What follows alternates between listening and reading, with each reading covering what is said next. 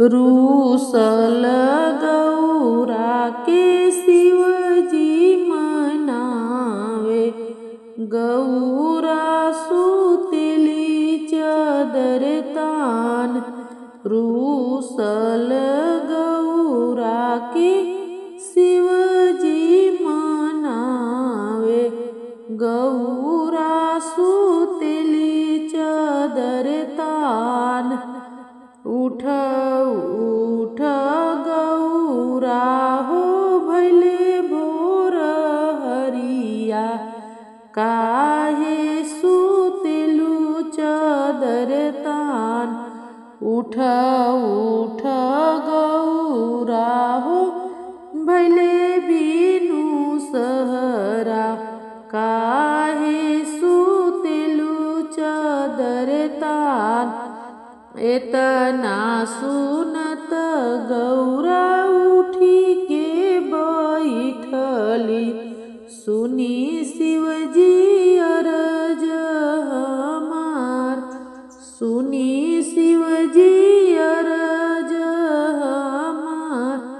नैहरवा शिवजी बाबा जगिया रोपले। जाए के बहुए त मनवा हमार। जाए के बहुत मनवा हमार।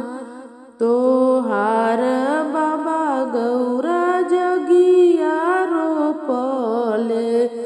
भारी हो तोहके नेवता नाही दे।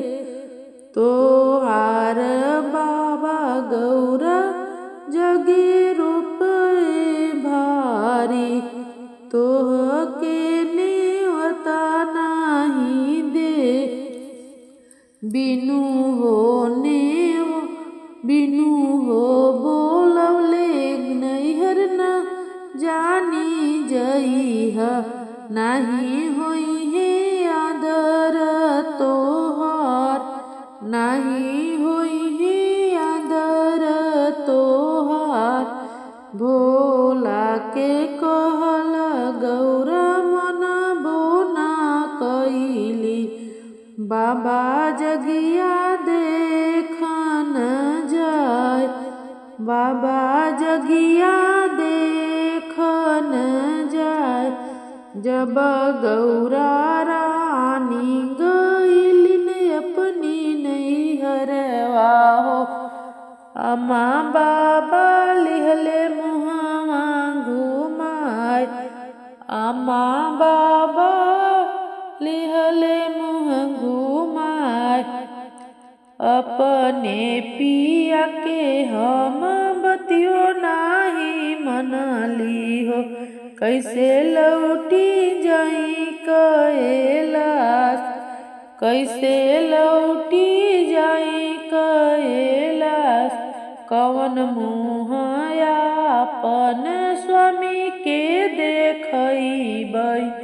कुदली हवनिया में जाय। कुदली